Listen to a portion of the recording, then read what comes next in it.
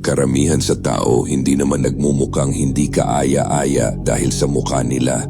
Hindi dahil pangit sila, hindi dahil may mali sa features nila. Nagiging hindi kaaya-aya sila dahil maingay ang utak nila at ramdam yon. Hindi mo kailangang magsalita para mahalata. Hindi mo kailangang gumalaw ng malaki. Kita sa mata na hindi mapakali. Kita sa panga na laging tense. Kita sa galaw na parang minamadali kahit walang hinahabol. Parang laging may mali, parang laging may kulang. Parang may utang kang hindi mo alam kung kanino. At ang totoo, nararamdaman yan ng ibang tao bago pa nila maisip kung gusto ka ba nila o hindi. Hindi pa nila alam kung anong opinyon nila sa'yo, pero may pakiramdam na agad at madalas tama ang pakiramdam na yon.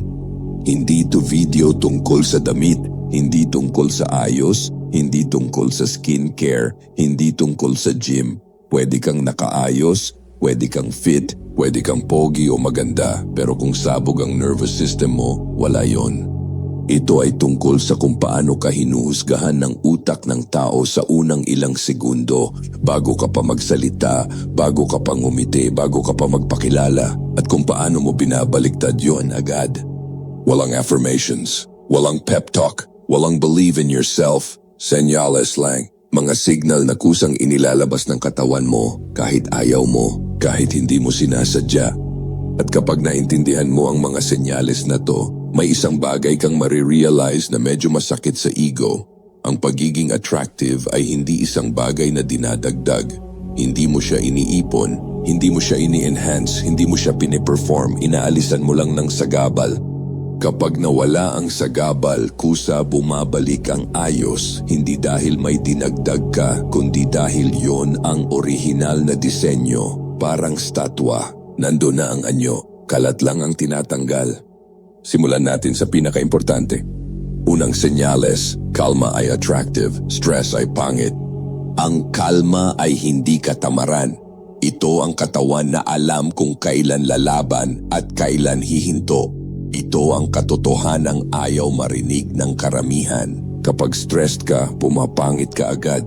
Hindi bukas, hindi next week, hindi kapag nagtagal. Ngayon.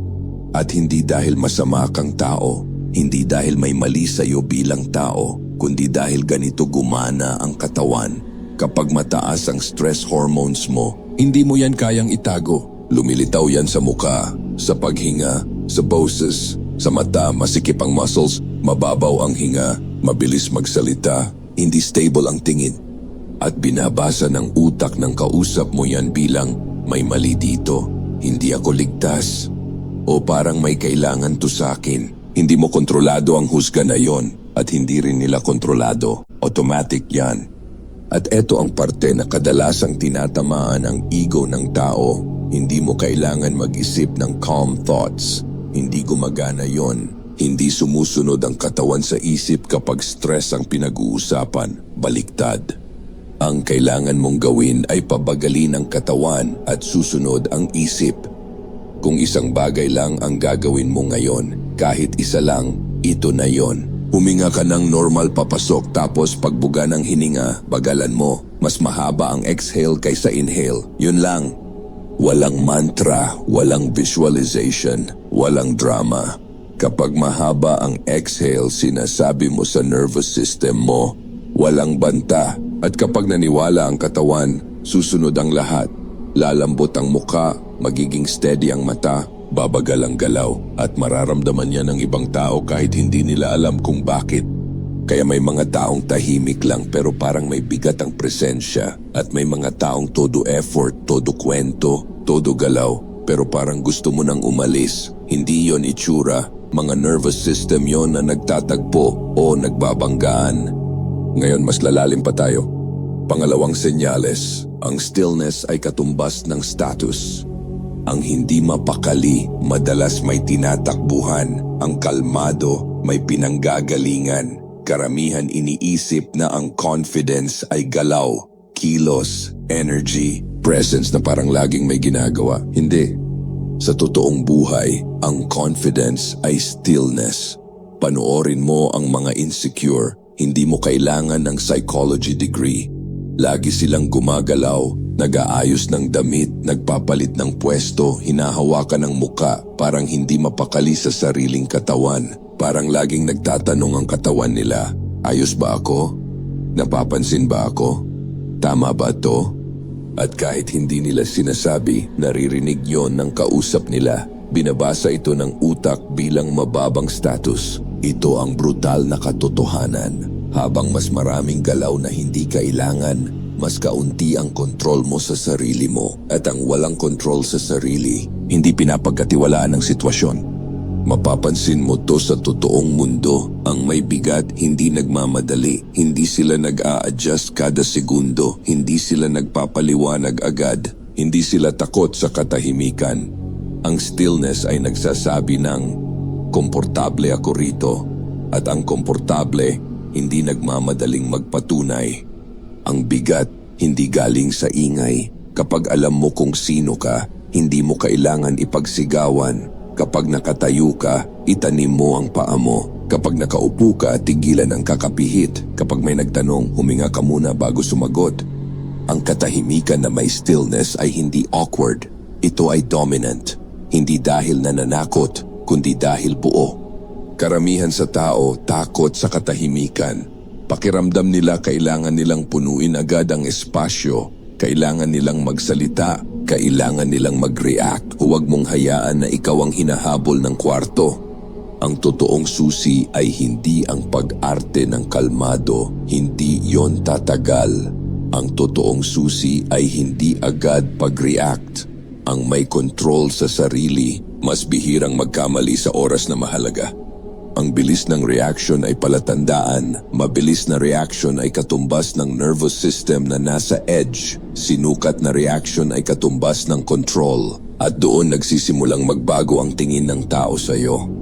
Pangatlong senyales, ang mas mabagal na pagsasalita ay mas attractive. Ang taong marunong maghintay bago magsalita, kadalasan marunong ding magdala ng bigat kapag kailangan. May mga pag-aaral tungkol dito, pero kahit wala alam mo na to sa karanasan, ang mga taong bahagyang mas mabagal magsalita, mas pinapakinggan, mas pinaniniwalaan, mas pinagkakatiwalaan.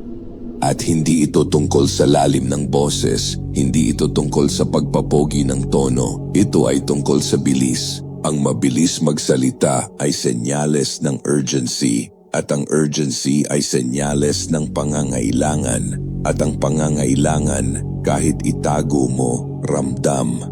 Kapag nagmamadali ka magsalita, parang may hinahabol ka, at kadalasan approval ang hinahabol mo. Subukan mo to, tapusin mo ang pangungusap mo ng mas mabagal kaysa sa umpisa. Hindi robotic, hindi pilit. I-land mo lang ang mga salita.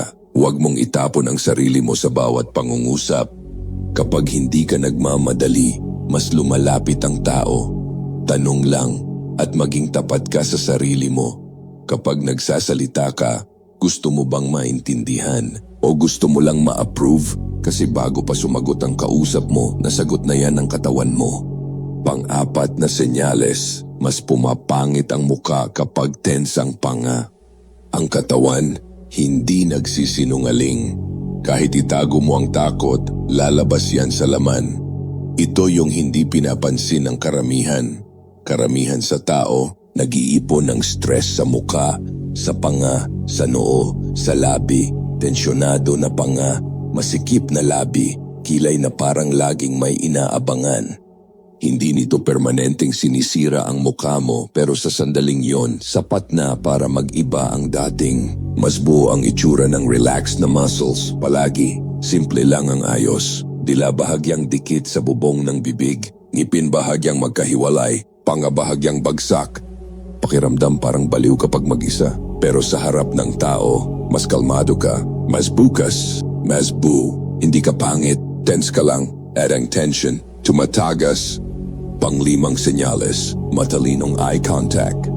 Hindi mo kailangan kontrolin ang iba kapag kontrolado mo na ang sarili mo. Mas maraming eye contact ay hindi nangangahulugang mas confident, kasabihan lang yon. Sobrang eye contact ay agresibo o needy. Kulang naman ay insecure. Ang tamang timpla ay timing. Eye contact kapag mahalaga ang salita. Tingin sa iba kapag lilipat ng ideya. May ritmo, may pahinga, hindi fixation. hindi titigan para may patunayan. Huwag kang tumitig para magmukhang matapang. Insecurities yon na nakadisguise. Kapag komportable ka, hindi mo kailangang patunayan kahit ano. Mapapansin mo na ngayon ang pattern. Wala ni isa sa mga to ang tungkol sa pagdagdag. Wala ni isa ang tungkol sa performance. Lahat sila ay tungkol sa pagtanggal ng ingay. Kapag mas kaunti ang friction, mas malinaw ang presensya. Pang-anim na senyales, mas epektibo ang relaxed posture kaysa sa good posture. Kapag may kaayusan sa loob, kusa ring umaayos ang tindig sa labas. Tumayo ka ng tuwid ay madalas maling advice. Ang rigid posture ay mukhang pilit, parang may suot kang armor kahit walang laban. Ang attractive posture ay relaxed alignment. Bukas ang dibdib, bagsak ang balikat, mahaba ang leeg. Hindi nakapuff, hindi stiff. Mag-exhale ka ng buo. Hayaan mong bumagsak ang balikat. Kusang inaayos ng katawan ng sarili kapag umaalis ang stress.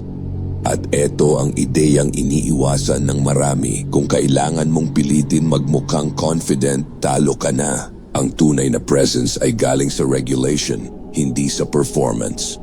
Pampitong senyales, ang attention mo ang nagtatakda ng attractiveness mo.